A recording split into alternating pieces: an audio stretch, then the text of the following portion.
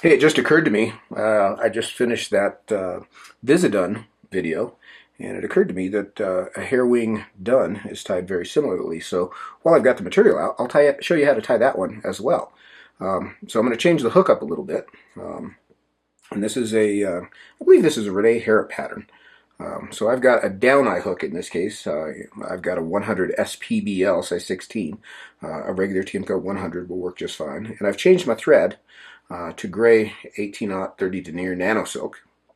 And what I'll do here is I'm going to come in and start that thread and get a thread base all the way back to the bend. And just as a matter of making this showing you a different technique here, I'll show you how to use a little ball of dubbing to split that tail instead of, well, I lost my tail feather. Let me find it here. It was here a second ago. There he is. Bear with me. See, I got so organized I started to put it all away, but I've got it. So what I'll do first is I'm going to take a little pinch of that same blue and dollar dubbing, or whatever color bug you want to tie. And it's just a tiny little pinch. You can see I stopped just a little short of the hook bend here. And I'm going to put this on over a fairly short length of thread, so kind of a little short section of dubbing. You can see how short that piece is. And I'm going to work back so that I can kind of get this ball around the bend of the hook. And I want to build that little ball and run out just in front of it. So just a tiny little ball of dubbing on there.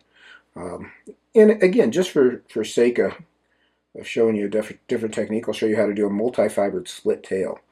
So we're going to take a little clump of that same dun colored spade hackle, measured about a shank length long.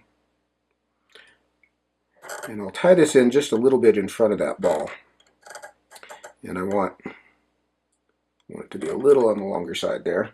And then as I wrap back over it, it'll start to spread out. What I want to do is sort of separate it into two equal bunches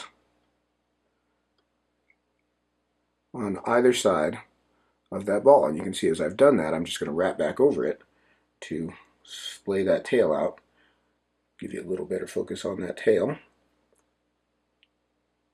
Try not to catch your hook point. So we've got a splayed multi-fiber tail. Now I'm going to come forward over those butt ends, somewhere around midpoint on the hook, and I'll trim those out. So now I'm going to put the body on here, and you could use all sorts of different materials. I'm just going to do a simple dub body, but you can do it by it. You can do all kinds of different things here. And what I'll do is I'm going to dub this on very thin.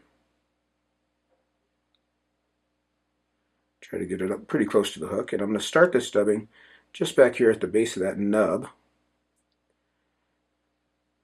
and build a tapered abdomen. And again, I like to keep it pretty skinny, up to about the 75% point. I'm going to take my thread, run it all the way up to the hook eye, and back again to that front edge. And at this point, I'm going to tie my hackle feather in. And I've got a dun colored saddle feather here.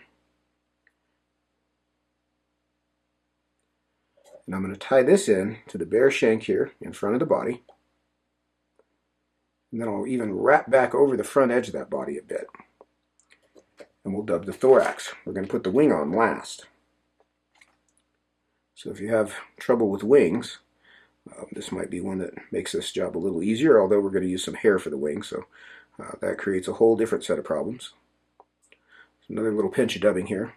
And now I'm going to build the thorax. And the thorax is going to be sort of continuing from the front up to that middle diameter.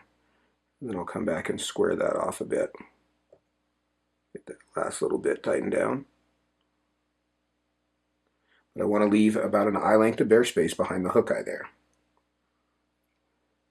So now I'm going to take my hackle feather, stand it up on edge, And I like to wrap this tight. When I wrap through dubbing, I like to wrap it tight. And you can see I'm spreading these wraps out. I've only made 3 turns there. Saddle feathers are very dense, so you don't need near as many turns as you think, especially on a delicate little dry fly. Then we'll tie that feather off with a couple of turns and trim that stem out. Like so. So we've just got, you know, pretty basic kind of dry fly. This is the kind of dry fly I used to tie when I was a kid. Didn't have the stuff for wings and didn't know how to do wings, so this is how I did them.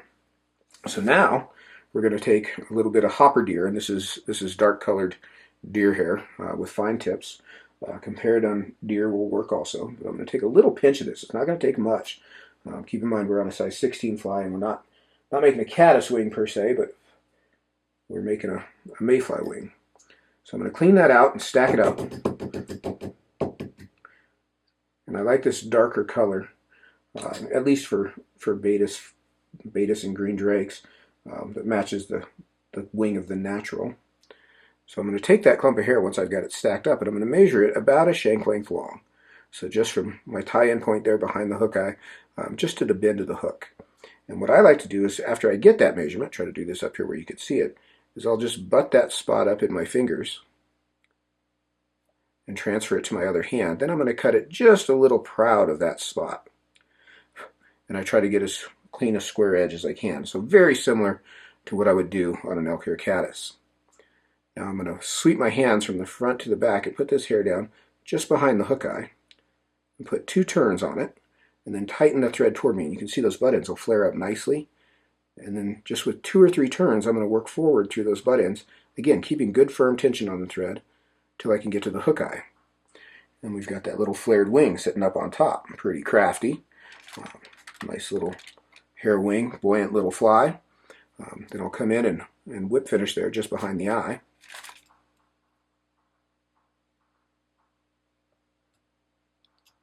Trim that thread out. And again, same move that we did on the Visidun. I'm going to take him out of the vise here so I can get a little better look at him. And I'm going to trim just a little notch across the bottom in the hackle, right flush to the hook, to set this fly a little lower. And depending on how deep that V is, get him where you can see him here. Depending on how deep that V is, the fly will sit higher or lower on the water.